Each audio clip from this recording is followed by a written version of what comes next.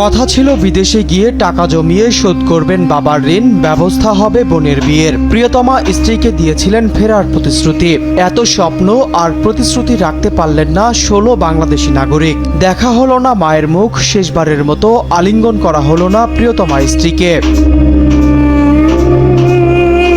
বাবা মা পরিবার ছেড়ে তারা গিয়েছিলেন সৌদি আরবে সুদিনের আশায়। রাজধানী রিয়াদে তখন রবিবার দুপুর। ভয়াবহ আগুন লাগে একটি সোফা কারখানায়। সেখানে কাজ করতেন 17 বাংলাদেশি শ্রমিক। সেদিন দুপুর 1:30টার দিকে চুল কাটাতে যান সৌদি প্রবাসী শ্রমিক হাবিবুর রহমান। কিছুক্ষণ পর ফিরে এসে দেখেন দাউ দাউ করে জ্বলছে তার কর্মস্থল।